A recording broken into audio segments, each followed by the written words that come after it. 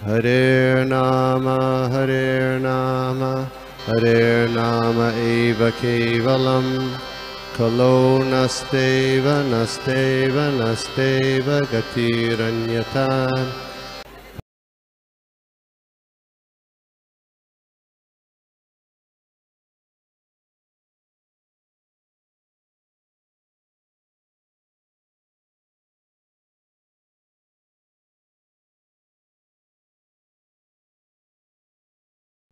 आप सभी का साधु संघ के जो हम रोज भागवतम पढ़ते हैं उसमें स्वागत है।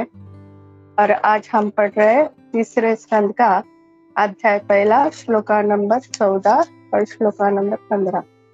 तो सर्वप्रथम हम प्रेयर्स करेंगे, प्रार्थना करेंगे और उसके बाद हम श्लोका पढ़ेंगे, समझने का प्रयास करेंगे। ये श्लोका जो श्लोका है भागवतम के तीसरे स्कंद का, वो विदुर जी के बारे में है। और भागवतम में जितने भी सब लोग हैं उसके बारे में, भागवतम में जो भी है उसके लिए मेरी इतनी योग्यता नहीं है, लेकिन वैष्णव कृपा से और अपने आप को शुद्ध करने के लिए ये सब बोलने का प्रयास करूंगी। इसलिए सबके चरणों में प्रथम दंडवत प्रणाम करके प्रयास। ओम अज्ञानतिमिरान्धस्य ज्ञानाञ्जनशलाकया चक्षुरुन्मिलितं येन तस्मै श्रीगुरुवे नमः। श्रीचैतन्यमनोभीष्टं स्थापितं येन भूतले स्वयं रूप ददामहि स्वभातिकान्तिकम्। हे कृष्ण करुणा सिन्धो दीनबन्धो जगत्पते गोपेश गोपिका कान्त राधाकान्त नमस्तुते। तप्त काञ्चन गौरांगी श्रीराधे वृन्दावनेश्वरी वृषभानुसुते देवी प्रणमामि हरिप्रिये। वाञ्छाकल्पतरुभ्यश्च कृपा सिन्धुभ्येव च पतितानां पावनेभ्यो वैष्णवेभ्यो नमो नमः। श्री कृष्ण चैतन्य प्रभो नित्यानंद श्री अद्वैत गदाधर श्रीवासादि गौर भक्तवृंद। हरे कृष्णा कृष्णा कृष्णा हरे हरे, हरे राम राम राम हरे हरे। ओम नमो भगवते वासुदेवाय, ओम नमो भगवते वासुदेवाय, ओम नमो भगवते वासुदेवाय। नारायणं नमस्कृत्यं नरं चैव नरोत्तमं देवीं सरस्वतीं व्यासं ततो जयमुदीरयेत्। नष्टप्रायेषु अभद्रेषु नित्यं भागवत सेवया भगवती उत्तम श्लोके भक्तिर्भवति नैष्ठकी।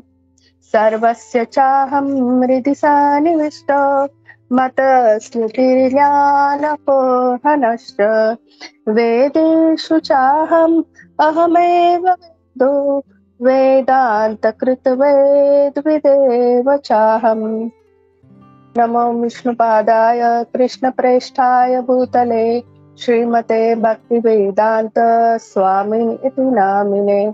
नमस्ते सारस्वते देवे गौरवाणी प्रचारिणे निर्विशेष शून्यवादी पाश्चात्य देशतारिणे।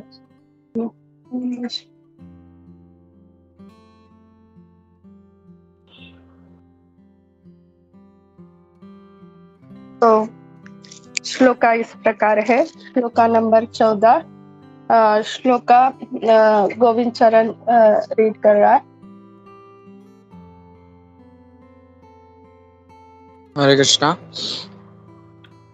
Canto 3 chapter 1 shloka number 14। इत्यूचिवां तत्र सुयोधनेन प्रवृद्धकोपस्फुरिताधरेण असत्कृतः सत्स्पृहन्यशीलः शतासकर्णानुजसो बलेन। Text shloka number 15। क एनम् अत्रोपजुहावजीमं दास्या सुतं यद्बलीव पुष्टः तस्मिन् प्रतिपः आस्ते निर्वास्यतां पुराश्वसानः। हरे कृष्ण। तो इसका अनुवाद और तात्पर्य देखेंगे। अनुवाद तथा तात्पर्य शिल प्रभुपाद द्वारा। शिल प्रभुपाद की जय। विदुर जिनके चरित्र का सभी सम्मानित व्यक्ति आदर करते थे, इस तरह बोल रहे थे तो दुर्योधन ने उनका अपमान किया। वह क्रोध के मारे फूला हुआ था और उसके ओठ फड़क रहे थे। वह कर्ण अपने छोटे भाइयों तथा अपने मामा शकुनी के साथ था।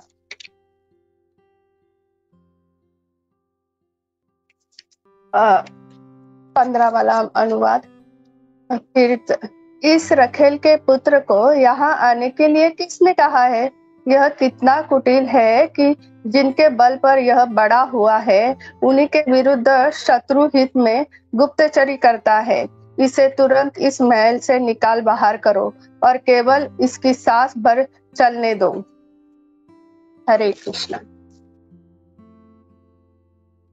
तो ये श्लोक में हम किस तरह आए, इसके पहले हम पहले के श्लोक के बारे में जानेंगे। जब विदुर जी है, धृतराष्ट्र है, भगवान जब दूत बन के गए थे वहां पर हस्तिनापुर में, और भगवान ने जब समझाया कि पांडवों को उनका राज्य दे दो, और राज्य नहीं तो केवल 5 गांव भी दो, तब भी वो 5 भाई संतुष्ट रहेंगे। और तब भगवान गए वहां पर, और भगवान ने जब उन्हें समझाया तो वो लोग माने नहीं। तो वहां पर बहुत एक महत्वपूर्ण बात समझ में आती है कि जब भगवान स्वयं वहां पर उपस्थित थे और भगवान ने जब समझाया, जब भगवान समझा रहे थे, तो वहां पर जितने भी उपस्थित थे उस राज दरबार में, उन सबको भगवान की वाणी जो है ना, वो अमृत के समान दिख रही थी। और दुर्योधन और उसके पार्टी के जो भी लोग हैं, दुर्योधन, कर्ण, उसके छोटे भाई, उसके मामा धृतराष्ट्र, इन सबको उस बात के कुछ फर्क ही नहीं पड़ा। ऐसा क्यों हुआ था? क्योंकि उनके जो पाप कर्म थे उसकी वजह से भगवान सामने होते हुए भी वो नहीं जान पाए, या उन्हें वो प्रचिति नहीं हुई कि ये भगवान है। भगवान ने अपना विराट रूप भी दिखाया, फिर भी वो समझ नहीं पा रहे थे कि ये भगवान है। समझ पा रहे थे लेकिन उन्हें उससे कुछ फर्क नहीं पड़ रहा था। भगवान क्या है वही उसके बाद भी आता है कि जब फिर जैसे ही भगवान वहां से चले जाते हैं, भगवान आने से पहले भी उन लोग सब शकुनी और जो भी है कर्ण, दुर्योधन, ये सब भगवान अभी आने वाले हैं, तो हम ऐसे प्रयास करेंगे कि वो हमारी तरफ से हो जाएंगे, उनका भव्य स्वागत वगैरह करेंगे। लेकिन भगवान जब पांडवों का संदेश लेके आते हैं तो गुस्सा आता है और वो भगवान को ही बंदी बनाना लगता है। तब भगवान उन्हें अपना विराट रूप दिखाते हैं। तो जैसे कि सबको ये प्रश्न आता है कि भगवान सिर्फ पक्षपात करते हैं, ऐसे नहीं है। भगवान ने तो हमेशा उल्टा जो विरुद्ध दल है, जिनके पास भगवान नहीं है, दुर्योधन जैसे जो कपटी मूर्ख है, उन्हें पहले सबसे पहले उन्हें ऐसी संधियां देते हैं। अर्जुन को तो बाद में विराट रूप दिखाया, इसे तो पहले ही दिखाया था दरबार में, और पहले ही उसे उपदेश भी किया था, लेकिन कुछ फर्क नहीं पड़ा था। भगवान हमेशा चाहे जो भी जीव हो उसके ऊपर कृपा करते हैं। और इस तरह फिर वो जब भगवान वहां से निकल जाते हैं, कुछ तो जो धृतराष्ट्र है उसके मन में ये रहता है कि ऐसे कुछ ये भगवान जो है, भगवान नहीं मानता था, ये कृष्ण जो है वो बहुत बड़े हैं कुछ, और उनके सामने हमारा निभाना बहुत मुश्किल है। तब वो अपने छोटे भाई जो है विदुर, उन्हें बुलाता है। और विदुर जो उसे बहुत अच्छे लगते थे, वो बचपन से उन्हें प्रेम करता था और उनके हालांकि वो दासी के पुत्र थे, लेकिन वो उन मित्र जैसे ही रहते थे दोनों साथ में, और उनकी जो भी सलाह है वो हमेशा मानते थे। इसलिए जैसे भगवान वहां से चले जाते हैं तो वो विदुर जी को बुलाते हैं और फिर विदुर जी को पूछते हैं कि हमें क्या करना चाहिए। तो विदुर जो है वो भगवान के भक्त भी थे, सिर्फ धृतराष्ट्र के सलाहकार नहीं थे, वो भगवत भक्त भी थे। और जब भगवान वहां पर आए थे और किस तरह दुर्योधन ने उनका अनादर किया था, तो उन्होंने अपने भाई को समझाया कि तुम जो है वो पाप का है ना भरण पोषण कर रहे हैं। तुम्हारा जो बेटा है वो स्वयं पाप है और उसके मोह में लगकर तुम उसका भरण पोषण कर रहे हैं, ये सही नहीं है। आप उसे छोड़ दो। उसने भगवान का ही अपमान किया है और भगवान से ईर्ष्या करता है, और जो भी भगवान से ईर्ष्या करता है वो स्वयं तो डूबता है, साथ ही अपने साथ सबको डुबा देता है, सबका भाग्य दुर्भाग्य कर देता है, भाग्य को दुर्भाग्य में बदल जाता है। तो ऐसे जब कहते हैं विदुर जी, तब ये सब दुर्योधन सुन रहा होता है कि ये क्या कर रहे हैं। और विदुर जो है वो कोई साधारण व्यक्ति नहीं थे, उनकी जो भी सलाह है सब लोग मानते थे। और जब इस तरह विदुर जी समझा रहे थे धृतराष्ट्र को कि तुम्हारा जो बेटा है वो अच्छा नहीं, उसने भगवान के साथ जो ये शत्रुता की है, वो भगवान को बंदी बनाने का प्रयास किया, वो बहुत ही मूर्खता है और तुम उसे जरा भी उसकी बात मानना मत, वो जो भी कर रहा है वो गलत कर रहा है, ऐसे समझा रहे थे। और तभी ये सब जो है दुर्योधन सुन रहा था और उसे इतना क्रोध आया कि क्रोध से पूरा फूला हुआ लाल लाल हो गया और उसके ओठ जो है वो फड़कने लगे। और वो फिर उसने अपने जो चाचा है, और चाचा ही नहीं, एक सम्मानित व्यक्ति जो कि इतने अच्छे सलाहकार थे कि सिर्फ हस्तिनापुर के नहीं, सब जितने भी उस वक्त राजा थे वो सब उनकी सलाह बहुत मानते थे। जिस तरह आज चाणक्य नीति समझी जाती है उसी तरह विदुर नीति भी है, और सब अपने राज्य चलाने के लिए उनकी नीति मानते थे। वो कभी गलत हो नहीं सकते थे, जो भी था वो सब शास्त्र के हिसाब से और सही सही मार्गदर्शन करने वाले विदुर थे। उनका जब उन्होंने ऐसे कहा कि तुम्हारा ये बेटा अच्छा नहीं है, उसकी सलाह मत मानो, इसने भगवान का अपमान किया है, तो उसे बहुत क्रोध आया और उसने अपने चाचा का, ऐसे चाचा का जिनकी सलाह मानने के लिए सब सुनने के लिए व्याकुल रहे थे, उनका अपमान कर दिया। तो यहाँ पर प्रभुपाद जी बोलते हैं जिस तरह मूर्ख व्यक्ति है उसे अगर कोई भी अच्छी सलाह दे तो उसे कभी भी पसंद नहीं आती है।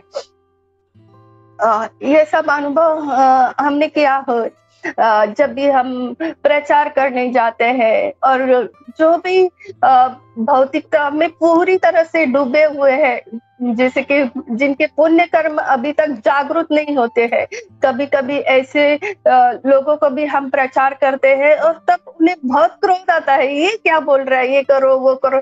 उन्हें अच्छा नहीं लगता है जब भगवान के बारे में हम सुनाते हैं, या कई लोग तो ऐसे है कि भगवान का प्रसाद भी देंगे तो उन्हें अच्छा नहीं लगता है, क्योंकि उनके पाप कर्म इतने बड़े हुए होते हैं कि वो ज्यादा बढ़ जाता है। यहाँ पर प्रभुपाद जी उसके लिए सर्प का उदाहरण देते हैं। जैसे सर्प को दूध पिलाया जाए तो उसका जहर जिस तरह बढ़ता है, उसी तरह इन लोगों का है, जब हम भगवान के बारे में बोलते हैं तो उन्हें बहुत बुरा लगता है और क्या वो सुनना नहीं चाहते, क्योंकि उनके पाप कर्म इतने बड़े हुए थे। इसी तरह इसका हुआ था दुर्योधन का, जब उसका अच्छी सलाह दी गई तो उसे अच्छा नहीं लगा और उन्होंने उसने विदुर जी का अपमान किया और इस तरह शब्द बोले उसने कि इस रखेल के पुत्र को।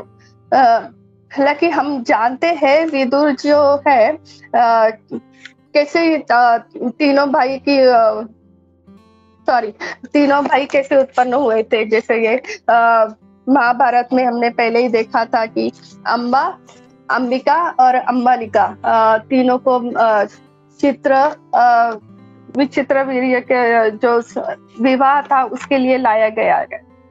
और ये कौन लाए? भीष्म जी उनको लेके आए थे।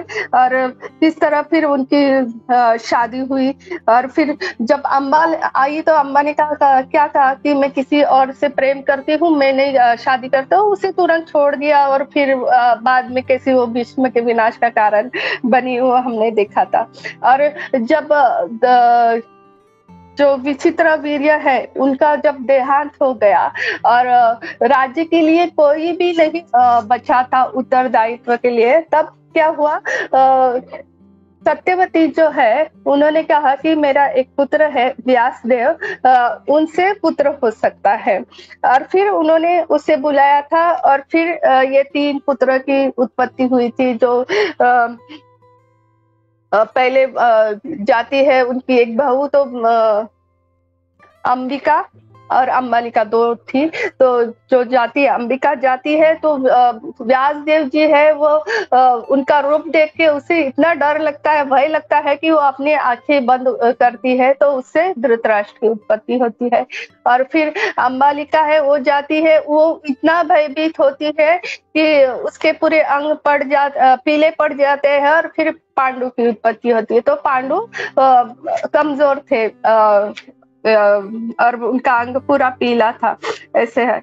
और फिर तीसरी बार फिर से जब सत्यवती देखती है कि दोनों भी उनके जो पोते वो एक अंधा है और एक दुर्बल है, तो फिर से बोलती है कि तीसरी बार और एक बार प्रयास करो कि अच्छा पुत्र मिल जाए जो राज्य संभालने के लिए तो अच्छा है। तो इसलिए फिर से वो भेजते हैं। तब वो क्या करते हैं, अपनी दासी को आगे भेजते हैं। और वो दासी जो है वो विदुर की माँ है, उनसे फिर उन्हें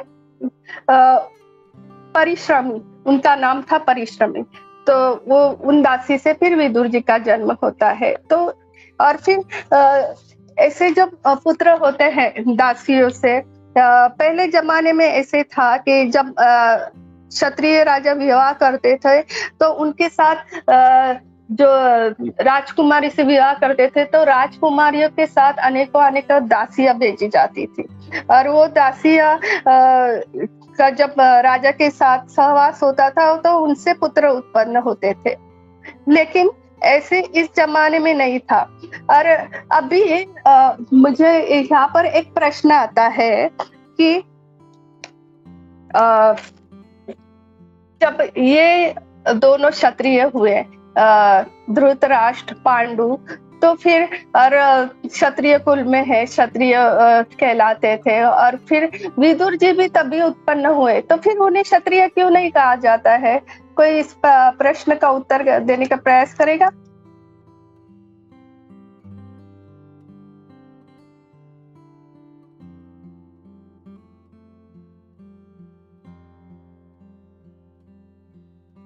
हरे जी जय हरे कृष्ण माता जी।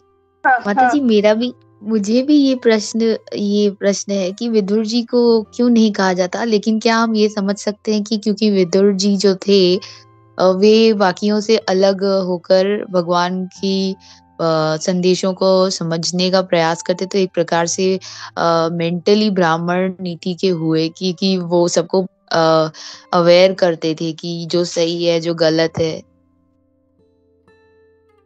नहीं, ये बाद में कहेंगे। और कोई इस प्रश्न का उत्तर देने का प्रयास करेगा?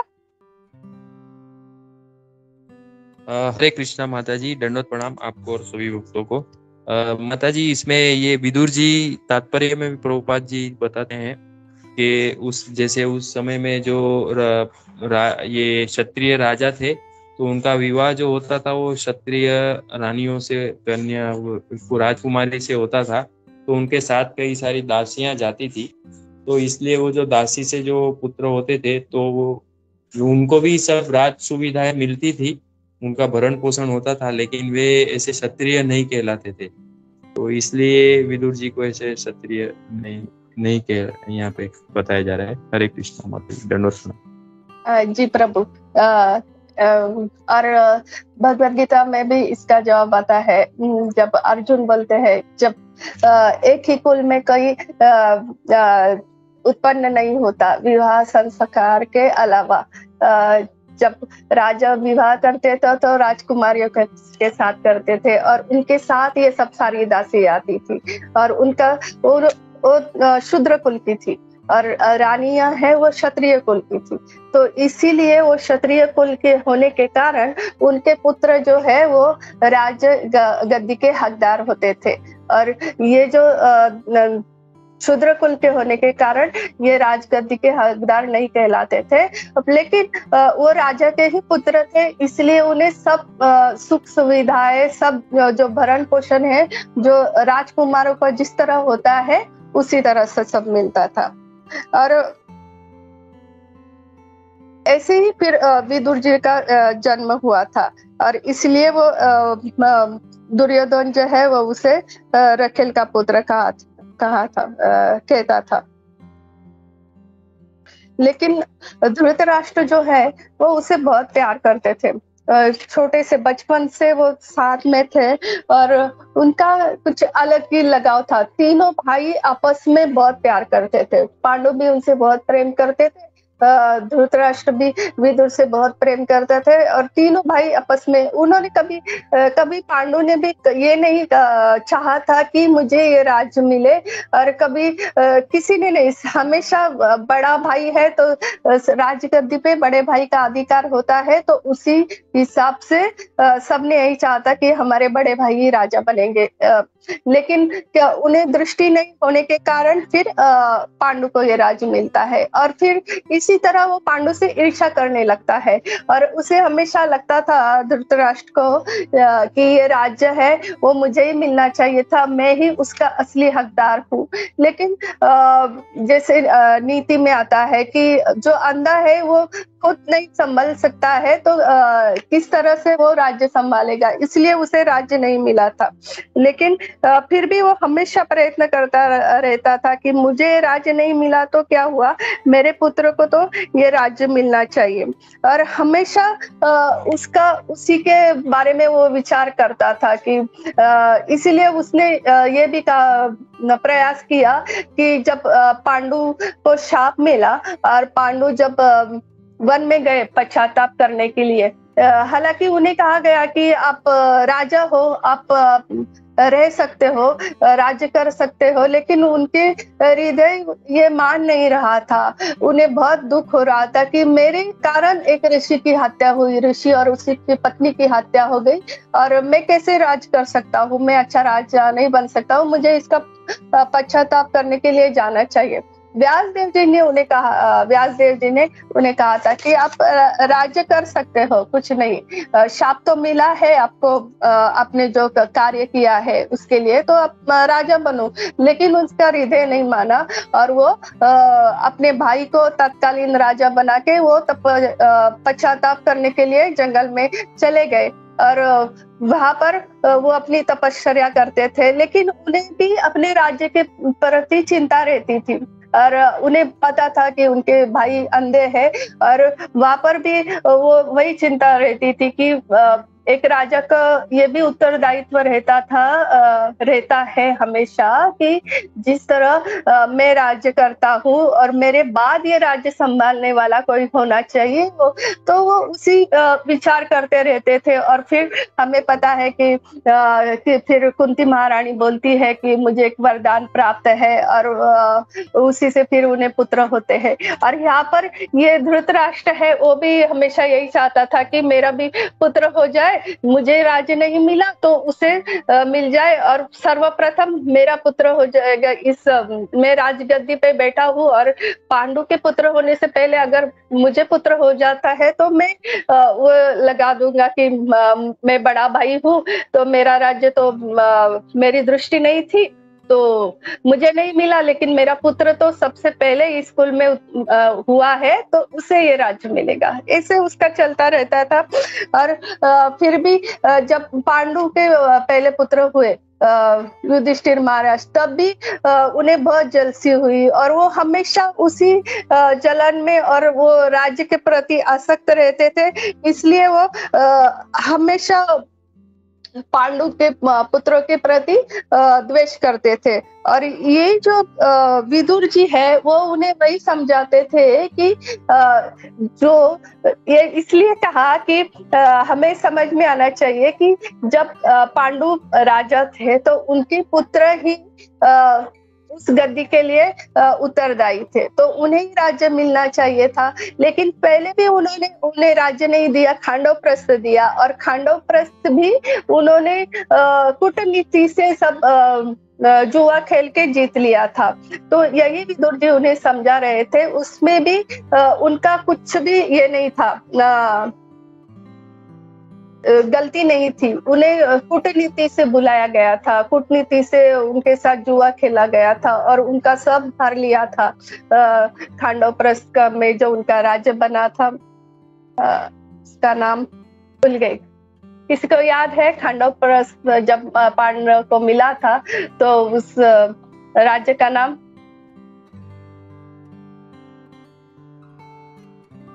मतलब खांडवन, इंद्रप्रस्थ। ये इंद्रप्रस्थ ये किसने बनाया था? मायासुर राक्षस ने, और बहुत सुंदर था इंद्रप्रस्थ। तो ये इंद्रप्रस्थ का राज्य मिला था, वो भी उनसे हड़प लिया और 12 वर्ष का वनवास भी दिया। ये सब था। तो यही सब बता रहे थे विदुर जी, ये सब करके कूटनीति करके, और फिर भगवान आए और भगवान ने सिर्फ 5 गांव ही मांगे और कुछ नहीं मांगा। फिर भी आप नहीं समझ पा रहे और सुई के नोक के जैसे पांडवों को भी राज्य नहीं देंगे ऐसे बोलते हैं। तो ये सब विदुर जी अपने भाई को समझा रहे, ये जो तुम्हारा बेटा कर रहा है ये सब गलत है, ये सब नहीं करना। और ये जब उसने सुना कि मेरे पिता को ये विदुर मेरे चाचा इस तरह सलाह दे रहे हैं, शायद उनका मन चेंज ना हो जाए, तो इसलिए उसे बहुत गुस्सा आया और उसने फिर इस तरह से कुटिल शब्द कहा कि इस रखेल के पुत्र, कोई यहाँ पर हमारे बारे में वो कुछ भी, जब हमारा अन्न खाता है फिर भी वो युधिष्ठिर महाराज के बारे में सोचता है। ऐसा नहीं था। विदुर जो थे वो भक्त थे और वो अपने दोनों भाइयों के प्रति समान ये रखते थे, भाइयों के प्रति। उन्होंने कभी ये नहीं चाहा कि जो दुर्योधन है उसका विनाश हो जाए। हालांकि दुर्योधन जो था वो बहुत कुटिल था, फिर भी उसका किसी ना किसी तरह से भला हो जाए उसकी वजह से वो जानते थे। और पांडव तो अच्छे थे, उनके प्रति भी उन्हें स्नेह था, उनको भी बचाना था और इसे भी ये नहीं हो जाए, हार्म नहीं हो जाए, वो हमेशा यही करते थे। और जब ये अपने चाचा जब उसे सुनाते हैं धृतराष्ट्र को कि ये तेरा बेटा है, अभी उसने जो गलती की वो बहुत, तब आज तक तो युधिष्ठिर जी है वो दुर्योधन को हमेशा बचाते थे, जो भी उसके कर्म थे उससे उसे कैसे निकाला जाए वो सोचते थे, उसके बारे में सलाह देते थे। लेकिन इस बार ऐसे हुआ कि विदुर जी बोले ये जो तुम्हारा पुत्र है वो बहुत दुष्ट है, द्वेषी है, वो भगवान से इच्छा करता है, उसे यहाँ से निकाल दो। ऐसे जब बोलते हैं तो उसे बहुत गुस्सा आता है और वो बोलता है कि इसे ये जो है वो जो हमारे विरोधी है पांडव है उनके प्रति ज्यादा आसक्त है, उनका गुप्तचर बन के यहाँ पर रहता है, उन्हें ही यहाँ से निकाल दो और इन्हें इतना मारो, इन्हें ऐसी सजा दो कि उनके प्राण न चले जाए, बस उनमें कुछ शक्ति रह जाए और उनका सब कुछ छीन के यहाँ से उन्हें निकाल दो, ऐसे बोलते हैं। तो जब ये वाक्य सुनते हैं तो उन्हें लगता है कि ये क्या बोला, उनके शरीर के ऊपर, हृदय के ऊपर बहुत बड़ा घाव हो जाता है, शरीर बाहर से है, लेकिन मन में बहुत बड़ा घाव हो जाता है कि मेरा भतीजा ऐसे कैसे बोल सकता है, जबकि उन्होंने कभी उनके प्रति बुरा चाहा नहीं था और उन्होंने कभी ऐसे कुछ किया भी नहीं था। फिर भी क्योंकि जब भी राजघराने में जब रहते हैं तो राजघराने में ऐसी नीतियां चलती रहती है। उसमें हमेशा जो निरपराधी है, जिसने कोई भी अपराध नहीं किया है, उसे किसी ना किसी कूटनीति में फंसा के उसके ऊपर अपराध का लगाते, सिक्का लगाते हैं और उसे अपराधी बनाते हैं। हमेशा ये नीतियां चलती है राजघरानों में, वो बहुत सारे, तो वो समझ जाते हैं, जैसे ही वो वाक्य बोलते हैं तो वो समझ जाते हैं और वो अपना धनुष्य रख के वहां से निकल जाते हैं। तो विदुर ऐसे है, उन्होंने कभी भी बुराई का साथ नहीं दिया। जब द्रौपदी का वस्त्र हरण हो रहा था तो सब सभा में उपस्थित थे। वहां पर विदुर और विकर्ण दो ही ऐसे व्यक्ति थे जो उन्होंने वो द्रौपदी के वस्त्र हरण के वक्त कहा था कि ये मत होने दो, लेकिन किसी ने विकर्ण की भी नहीं सुनी और उसे चुप कराया गया। और जब विदुर ने देखा, अपने भाई से कहा कि महाराज आप ये रुकवा दो, आप ये कर सकते हो, लेकिन धृतराष्ट्र फिर से जवाब न मिलने पर विदुर वहां से निकल गए थे। और जो भी वहां पर विदुर के अलावा बाकी जो भी वहां पर उपस्थित थे उनका सबका विनाश हो गया। लेकिन विदुर जी वहां पर रुके भी नहीं थे वो सब देखने के लिए। और यहाँ पर जब युधिष्ठिर इस तरह से ऐसे कटु वचन बोलते हैं कि तुम एक रखेल के पुत्र हो, हमारे विरुद्ध के गुप्तचर हो, ऐसे सब बोलते हैं, तो उनके हृदय पे बहुत बड़ा आघात होता है, तुरंत वहां से निकल जाते हैं। तो हमारे जो आचार्य है वो उनको वहां से निकल जाने के लिए बहुत सारे उदाहरण देते हैं कि क्यों वहां से निकल जाते हैं, कि वो एक विदुर नीति उनका है। तो जहां पर भी अपमान होता है आपका, वहां पर रुकना नहीं चाहिए। इस हिसाब से वो तो चले जाते हैं, जैसे चाणक्य नीति है कि जहां पर हमारा अपमान होता है वहां पर रुकना नहीं चाहिए, क्षण भर भी, ऐसे उसी तरह से वो भी निकल जाते। दूसरा उसका अर्थ ये होता है कि क्या बोलते हैं, विदुर जी जो है वो साक्षात यमराज है और वो भगवान की भक्ति करना चाहते थे, लेकिन यहाँ पर आने के बाद भी वो राज्य के कारोबारों में ही लगे हुए थे। लेकिन भगवान की ऐसी कृपा होती है, जैसे हमने भक्ति रसामृत सिंधु में भी देखा है, जब ऐसी मार पड़ती है, ऐसे जोर से फटका लगता है तो सब कुछ छोड़ के फिर भक्ति में जीव लग जाता है। वैसे ही उन्होंने अपने जीवन में मारा कि ये जो बोला है तो उसी की वजह से मेरा उद्धार हो जाएगा, वो तुरंत सब कुछ छोड़ गए। तो वो एक कृपा ही हो गई उनके ऊपर कि भगवान की, वो वहां से चले गए, तुरंत सब कुछ छोड़ के जंगल में चले गए और मैत्रेय ऋषि से मिले, और फिर उसके बाद उद्धव जी से भी मिलते हैं, उद्धव गीता सुनते हैं, और फिर इस तरह विदुर जी चले जाते हैं। तो इस श्लोका में हम अगर 14 नंबर का श्लोका देखें तो उससे हमें ये सीख मिलती है कि जो दुर्योधन था उसका जो संगत थी, उसकी कुसंगत किससे थी, कर्ण, शकुनी और उसके सब भाई जो उसके ही आज्ञा का पालन करते थे, जो भी थे वो सब। कर्ण था वो हमेशा अर्जुन से द्वेष करता था, और शकुनी था वो क्या करता था, उसे अपनी बहन ने जो भीष्म गए थे विवाह का प्रस्ताव लेके, उनका नाम क्या था, सोबल, उसके पिता, शकुनी के पिता, इसलिए इस श्लोक में उनका सोबेलन कहा गया है। उनके पास जब विवाह का प्रस्ताव लेके गए थे तो भीष्म जो थे वहां पर एक बड़े राजा थे, और वो राज्य संभालने वाले थे, और भीष्म का कोई भी इनकार नहीं कर सकता था। तो इसी कारण उसने जो गांधारी है वो तुरंत विवाह के लिए हाँ बोलती है।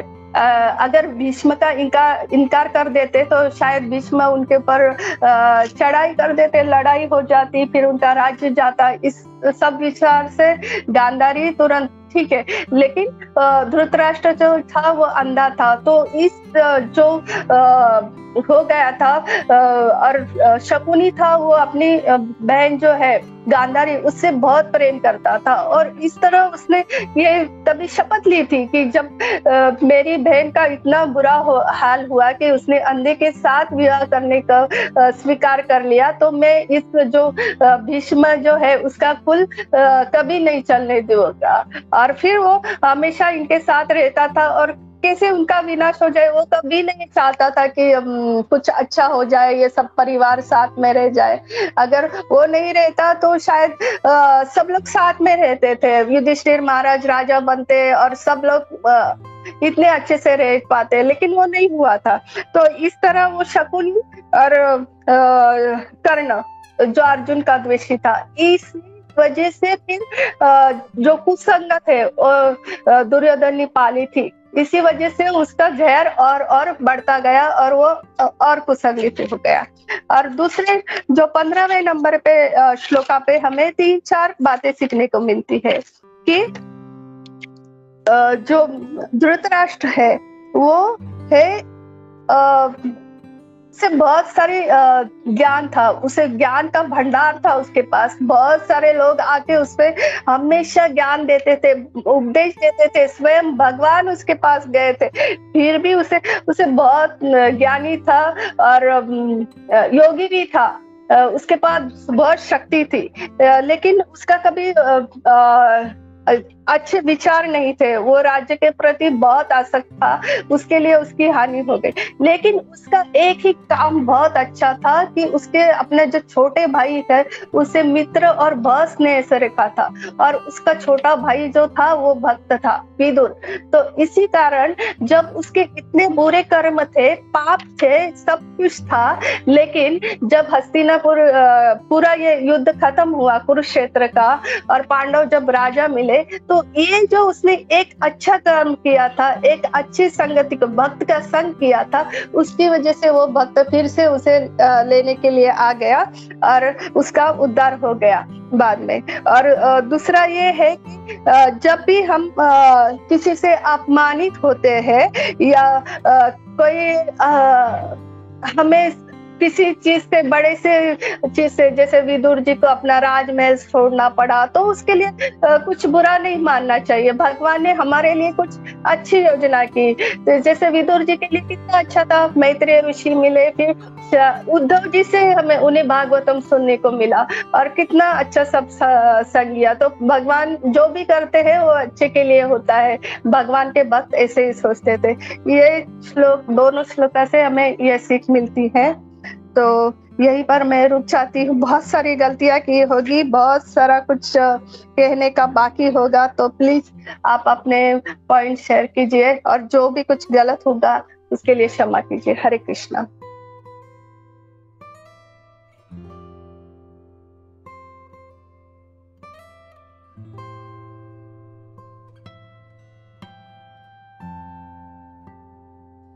हरे कृष्ण माता जी। हरे कृष्णा। माता जी 2 प्रश्न थे जी। माता जी बहुत ही अच्छे से बताया था आज आपने। इसमें माता जी एक प्रश्न ये था कि जैसे आपने शुरुआत में बताया था कि जैसे जो विदुर जी थे, यानी कि जैसे पुराने जमाने में, पहले के जमाने में जब राजा की जो पत्नी होती है उनके साथ दासियां जाती हैं, तो उनका एक वर्ड था, मुझे अभी याद नहीं आ रहा, जो आपने कहा उनका राजा के साथ, मतलब वो वर्ड मेरे को याद नहीं आ रहा है, क्या आपने कहा वो भूल गई हूँ।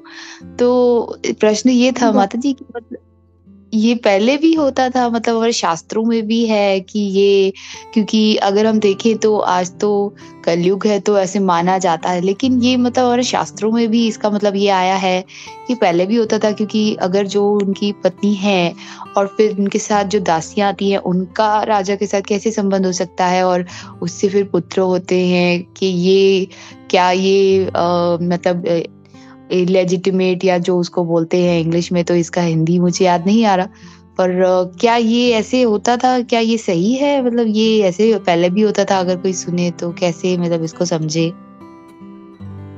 जी, इसका इसका उत्तर हमें चैतन्य चरितामृत में मिलता है, जब भगवान चैतन्य महाप्रभु कहते हैं कि कलयुग में जो है, एक मिनट, ये 5 जो चीजें हैं वो नहीं हो सकती। एक अश्वमेध यज्ञ, और एक गोमेध यज्ञ, और जो पितरों को मांस देते हैं, और तीसरे देवर के साथ शादी। वो पहले के जमाने में ये सब होता था। और एक के अलावा और के साथ और 5वां था संन्यास। इसमें एक अश्वमेध यज्ञ, गोमेध यज्ञ, पितरों को मांस और संन्यास। ये अभी इस जमाने में संभव नहीं, लेकिन पहले के जमाने में ये सब संभव था। अगर राजा नहीं है तो राजा के जो भाई है उनसे पुत्र उत्पत्ति। और जो तुम्हारा जो प्रश्न था दासिया, जो तो हमने जो तुमने महाभारत में देखा होगा, तो महाभारत में इसका आता है कि जिस तरह क्या बोलते हैं, गांधारी है, जो उसे पुत्र जल्दी नहीं होता है, उसे 100 पुत्र का वरदान था। हालांकि वो गर्भवती पहले से थी, और जब गर्भवती होते हैं और जब उन्हें कुछ प्रॉब्लम होता है, जैसे मंथली प्रॉब्लम है, तब राजाओं के लिए इतनी सारी दासियां जो है वो सब उनके सारे कार्य तो करती है, और उनके पत्नी का भी कार्य कर लेती है। लेकिन उससे जो भी उत्पन्न होता है उन्हें क्षत्रिय कुल का नहीं माना जाता है। उनसे जो पुत्र या कुछ उत्पन्न होता है, पुत्र पुत्री, उन्हें क्षत्रिय कुल का नहीं माना जाता था। और पहले के जमाने में ये सब था, कलयुग के पहले ये सब संभव था, माना जाता था, सही माना जाता था। लेकिन अभी ये सब नहीं है। तो राजा के साथ बहुत सारी दासियां दी जाती थी। और तुमने देखा होगा हरिश्चंद्र, विश्वामित्र और हरिश्चंद्र थे, तभी भी ऐसे दास दासियां जो बेचे जाते थे दास, तो वो लोग जो होते हैं दास दासियां, वो हर एक काम करते थे, जो भी उनका स्वामी जो बोले वो उनका काम करते थे। हरे कृष्ण माता। जब भी जैसे रानी के लिए उपयुक्त नहीं है, कोई व्रतधारी है या जो भी प्रॉब्लम में है, तब वो राजा वो दासी के साथ रहते थे। जैसे मैंने महाभारत का भी कहा ना तुम्हें, जब गांधारी पुत्र नहीं जल्दी से उन्हें पुत्र उत्पन्न नहीं हो रहा था, तो उनकी दासी को बुलाया गया था। तो उनकी दासी से भी एक संतान उत्पन्न है, उसका नाम मुझे याद नहीं आ रहा था, लेकिन धृतराष्ट्र की जो गांधारी की दासी है, जो मेन दासी है, उससे भी एक संतान उत्पन्न हो। हरे कृष्ण माता जी, थैंक यू सो मच। आपके माध्यम से आज ये नई एक जानकारी पता चली माता जी। ये पता नहीं थी कि ये तो शास्त्र में भी आया है, और ये पहले जमाने में ये सब होता था, और ये संतान प्राप्ति के लिए होता है, ना कि इंद्रिय भोग के लिए। तो माता जी एक और ये प्रश्न था इसमें, अगर आपके आज्ञा हो तो क्या मैं पूछ सकती हूँ? हाँ। माता जी एक दूसरा प्रश्न ये था, जैसे कि जो खांडव प्रस्थ के लिए जो था, जहाँ तक मैंने सुना था, तो इसको मतलब पहले खांडव प्रस्थ को खांडव वन बोला जाता था, और जो इनको पांडवों को दिया गया था कौरवों के द्वारा, जब मैंने यूथ क्लास में सुना था, खैर अभी शायद उसमें, तो ये मतलब मुझे खांडव वन, फिर प्रभु जी ने कहा इंद्रप्रस्थ। तो मैंने जहाँ तक इसके बारे में सुना था कि इंद्रप्रस्थ ये तब बना था, खांडव वन या खांडवप्रस्थ, क्योंकि जब भगवान वहां पे आए और वहां पे ऊर्जा उत्पन्न हुई, मतलब उस धरती में, और सारी उपज मतलब वाजु धरती हो गई वो, क्योंकि भगवान के चरण कमल पड़े उस पे। उसके बाद जो उस पे मतलब हरियाली वो आई, इसकी वजह से वो इंद्रप्रस्थ नाम से जाना जाने लगा। और दुर्योधन खुद हैरान था कि मैंने तो इनको खांडवप्रस्थ दिया था, खांडव वन का खांडवप्रस्थ, और ये कैसे हो गया, क्योंकि भगवान के दिव्य चरण पड़े इसीलिए वो इंद्रप्रस्थ हो गया। तो क्या माता जी इसमें क्या मतलब समझ में नहीं आया, कुछ आप इस पे दृष्टि दे सके तो। जी, एक कारण तो ये भी है कि वो धरती जो थी वो उपजाऊ नहीं थी, और वहां पर जंगल था और पूरा सर्प का जंगल था। वहां पर तक्षक नाग भी वो भी रहते थे वहां पर, और उन्हें इंद्र से वरदान प्राप्त था। जब भी कोई उन्हें मारने जाता था तो इंद्र तुरंत, वो इतना बड़ा जंगल था और उसमें इतने सारे सर्प थे कि अगर उसके अंदर घुसना तो असंभव ही था। एक ही था कि उसके जला के भस्म कर दिया जाए। और उस जंगल में वो तक्षक नाग के साथ साथ मायासुर राक्षस भी रहता था। और जब अर्जुन ने भी उसे जलाना चाहा तो इंद्र तुरंत क्या करते थे, वर्षा कर देते थे। तो जो भी उसे जलाना चाहता था वो एक ही कारण था कि अगर वो जंगल को नष्ट करना है, जलाना, लेकिन जला नहीं सकते थे कि इंद्र, जो इंद्र था उसका मायासुर दानव और का ये था, फ्रेंड था। तो इसलिए वो क्या करता था, मायासुर दानव को बचाने के लिए वो तुरंत वर्षा करके वो जंगल जलाने नहीं देता था। तो फिर भगवान जैसे वहां पर गए तो वो वहां पर तो सब शुभ ही होना है, भगवान अर्जुन के साथ थे। तो फिर अर्जुन ने भगवान के उपदेश से पूरा जो जंगल है खांडवप्रस्थ, उसके ऊपर छतरी बना दी थी। और इंद्र जो है वो वर्षा करने लगे, लेकिन अंदर से सब जो है क्या बोलते हैं, सब जंगल है वो जलने लगा। और फिर उसमें से वो तक्षक नाग निकल गया, बहुत सारे सर्प थे वो जल गए, और मायासुर भी वहां पर रहता था।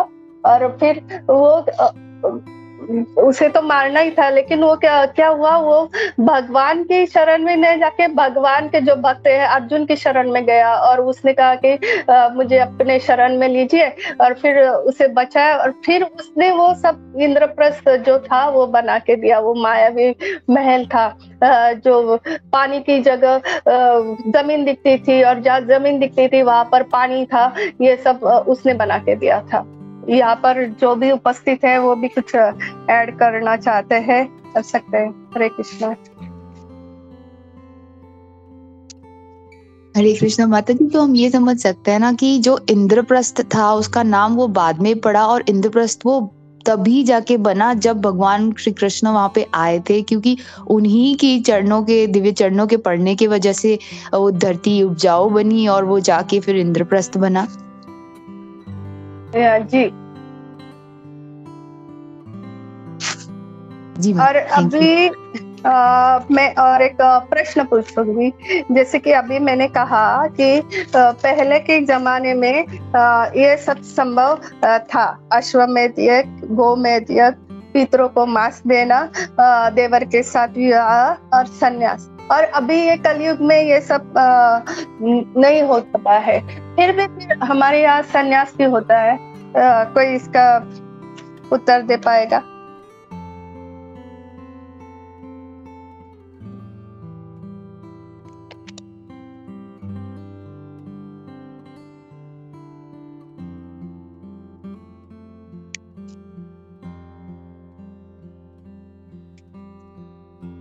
माता जी सेंसेस कंट्रोल करने के लिए, ताकि वो कृष्ण भक्ति कर सकें। नहीं, पहले के जमाने में संन्यास चलता था, लेकिन कलयुग में संन्यास नहीं होता है। फिर अभी संन्यास क्यों होता है? फिर भी हमारे यहाँ संन्यास क्यों देते? माता जी इस्कॉन ब्रह्मचारियों के बारे में बात हो रही है। हाँ माता जी, क्योंकि उनको प्रचार करना है और उनको अपने एग्जाम्पल से दिखाना है कि भगवान की भक्ति अगर व्यक्ति चाहे तो किसी भी अवस्था में कर सकता है और पूरी तरीके से इंद्रियों पे संयम करना ही होता है अगर भगवान उनके लक्ष्य हो तो। जी जी, और कोई इसका प्रश्न का उत्तर देने का प्रयास करेगा?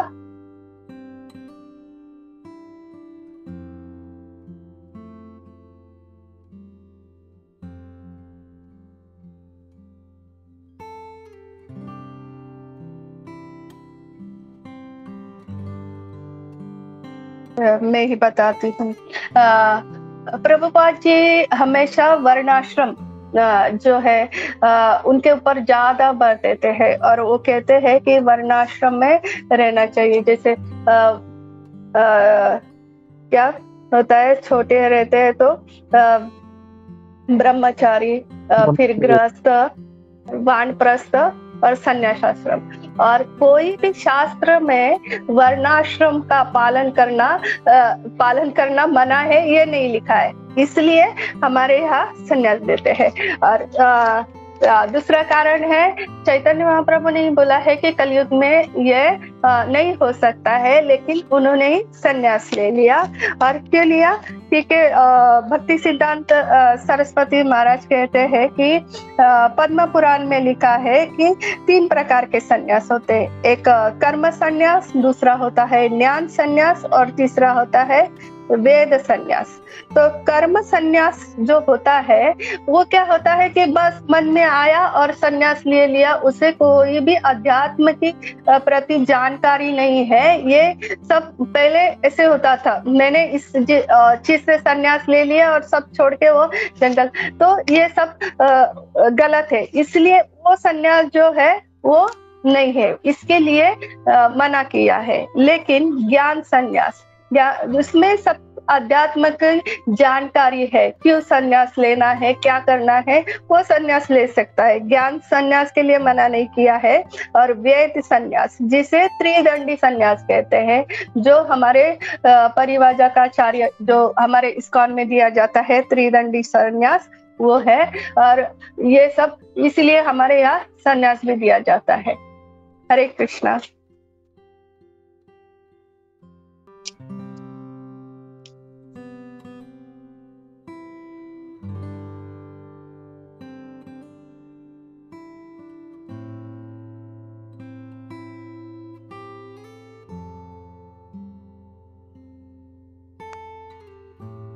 हरे कृष्णा।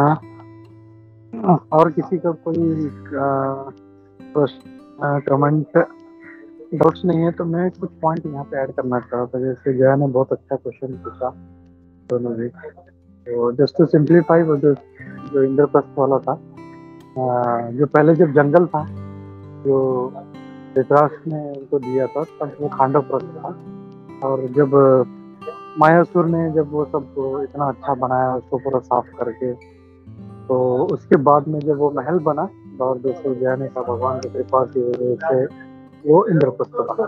तो दोनों एक ही चीज़ है, लेकिन भगवान जब आए वहाँ पे, जब अर्जुन ने मायासुर की मदद से वहाँ पे जब महल बनाया, वो मायावी महल बनाया, तो वो इंद्रप्रस्थ बन गया। तो ये था।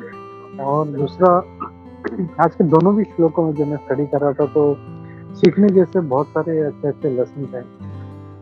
जैसे एक तो प्रभुपाद जी बोलते हैं कि मूर्ख को कभी सलाह नहीं देनी चाहिए, और इसमें जो प्रभुपाद जी हैं उसको सर्प से कंपेयर करते हैं। मतलब सर्प जितना दूध पिलाएंगे उतना वो और जहरीला होता जाएगा, और मूर्ख जो है वो कभी सलाह नहीं लेता किसी की। जैसे हम दुर्योधन का भी एग्जाम्पल देते हैं। और बहुत साल पहले मैंने एक, आई डोंट, मेरे को याद नहीं आ रहा है, एक महाराज थे, उनका कोट सुना था कि फूल डोंट, क्या था कि fools don't take advice and wise don't need it. यानी जो बुद्धिमान है उनको सलाह की जरूरत नहीं है, और जो मूर्ख है उसको कितना भी सलाह दो कभी लेगा नहीं। तो मेरे को इतना अच्छा लगा, आज कई सालों से वही स्टेटस जो है मैंने तो जो कोट है वो रखा था, मेरे को बहुत अच्छा लगा। एंड ये जो है मतलब अभी आज जब इसका स्टडी किया तब पता चला कि प्रभुपाद जी भी जो है इस बात को, और मधुसूदन प्रभु जी का भी एक बार क्लास हुआ तो वो भी यही बोलते हैं कि हम लोग को अननेसेसरी किसी को एडवाइस नहीं देना चाहिए। वो तो बोलते इवन कोई मांगता भी है तो यही बोलो कि भाई तुमको शास्त्र पता है, तुमने पढ़ा है, ज्ञानी हो, तुम अपना एक्ट करो। अनटिल एंड अनलेस वो खुद जैसे कोई मतलब सिंसियरली कोई तुमसे एडवाइस नहीं मांगे तो फालतू में एडवाइस किसी को नहीं देना चाहिए। और ये हम लोग दुर्योधन के एग्जाम्पल से देखते हैं कि कैसा दुर्योधन जो था वो कितना कपटी था वो, और कितना उसको सब पता होने के बावजूद उसको पता था कि ये भगवान कृष्ण साक्षात उसने देखा था, भगवान ने विश्व रूप भी दिखाया था उसको। फिर जो राष्ट्रीय यज्ञ में जब शिशुपाल का धड़ सर जो था वो धड़ से अलग कर दिया था अपने सुदर्शन चक्र से, वो भी सभी ने देखा था। तो ये कोई ऐसा नहीं अभी जैसा मैं हाथ उठाऊं तो कैसा सुदर्शन चक्र नहीं आ जाएगा। इट इज मतलब एक सोचने जैसी बात है कि ये कोई साधारण व्यक्ति नहीं भगवान है। लेकिन हम देखते हैं कि एक जो अहंकारी व्यक्ति होता है या मूर्ख व्यक्ति होता है उसके सामने कुछ भी आ जाए वो अपने मन की करता है, और ये दुर्योधन इसका सबसे बड़ा एग्जाम्पल है। तो ये एक चीज मुझे अच्छा लगा कि मतलब एक कि एडवाइस नहीं देना चाहिए, सेकंड अहंकार को हमको हमेशा कंट्रोल में रखना चाहिए। अगर हम लोग अहंकार में होते हैं तो हम लोग फिर जैसे दुर्योधन जो है तो कैसे अपराध मतलब सब पता होने के बावजूद भगवान के प्रति अपराध करता था वो। उसके जो चाचा जी जो थे उसको पता है न सिर्फ मेरे चाचा हैं, तो जी लिखते भी ही न्यू वेरी वेल, तो सब पता था कि ये मेरे हितैषी हैं, हमारा भला चाहते हैं, एक महात्मा है, और सारे जो इतने सम्माननीय व्यक्ति हैं ऋषिगण हैं वो भी उनका आदर करते हैं। ये सब पता होने के बावजूद ही इंसल्ट है। सो दैट मीन्स ईगो जो था इज सो पावरफुल, तो इसको कंट्रोल में रखना, इसको नियंत्रित रखना बहुत जरूरी है। नहीं तो फिर वी कीप कमिटिंग ऑफेंसेस, हम लोग अपराध करते रहेंगे मटीरियली स्पिरिचुअली। तो ये जो चीज था, just wanted to add this point. Hare Krishna.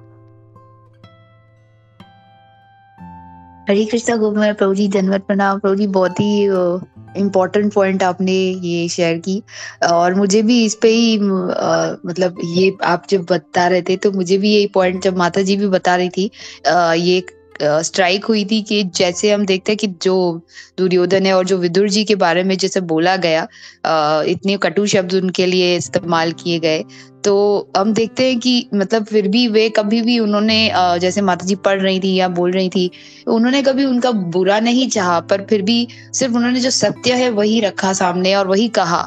लेकिन फिर भी उनके बारे में मतलब इतना कटु शब्द बोला गया कि ऐसे पुत्र को ये सब जो भी मतलब उनका नादर जो किया गया बोलने में, तो उसमें पता चलता है कि अपने अपमान पर भी विदुर जी ने उनका प्रतिकार नहीं किया, उनको भी रिटर्न में। आज हम देखेंगे कलयुग में भी लोग वो कहते हैं, अगर किसी को कोई कुछ भी बोल दे कि तू कमीना या तू साला या पागल, तो सामने वाले को भी बोल देंगे तू ये तू वो।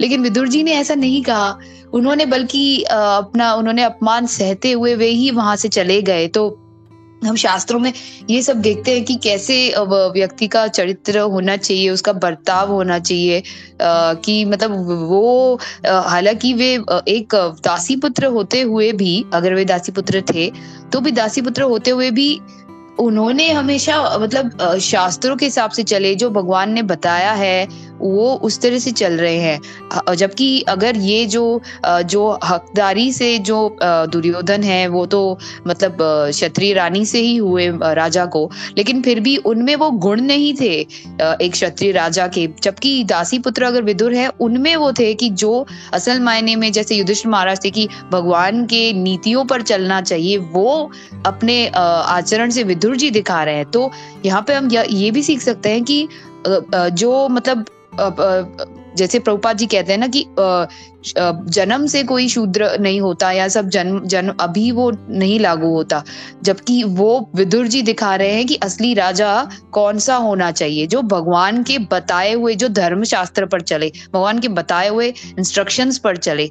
तो यहाँ पर तो किसी भी तरीके से लगता नहीं है कि दुर्योधन एक राइटफुल राजा होते हैं, क्योंकि वो सब उन्होंने पूरी उल्टे ही काम किए, भगवान को बंदी बनाने की कोशिश की, जबकि उनको भगवान के इंस्ट्रक्शंस पर चलना चाहिए था। तो असल मायने में तो विदुर जी लगते हैं कि भले ही वो दासी पुत्र है, लेकिन असली राजा के गुण तो उन्होंने दिखाए कि भगवान को माना जाना चाहिए, उनके धर्म पर चलना चाहिए। तो ये पॉइंट एक स्ट्राइक हुई थी प्रभु जी कि दुर्योधन तो किसी भी तरीके से अपने आचरण से दिखा ही नहीं रहे कि वो राजा है। तो ये भी हमें शास्त्रों से सीखने को मिलता है प्रभु जी कि भगवान को मानने के लिए, उनकी इंस्ट्रक्शंस पर चलने के लिए किसी टाइटल की जरूरत नहीं है कि हम क्षत्रिय रानी के संतान होने चाहिए, हमारे गुण ही बताएंगे हम कौन है। तो thank you Prabhu ji. Hare Krishna. Correct यार, थैंक यू फॉर एडिंग। तो वी आर गेटिंग लेट, तो हम लोग यस हरे कृष्णा। इसीलिए इसी अध्याय के पहले श्लोक के अनुवाद में विदुर जी को राजा विदुर कहा गया है, क्योंकि धृतराष्ट्र तो बुद्धि और आंखों से अंधे थे, उनके ही मार्गदर्शन के ऊपर वो राज्य करते थे, इसलिए फर्स्ट श्लोक में उन्हें राजा विदुर कहा था।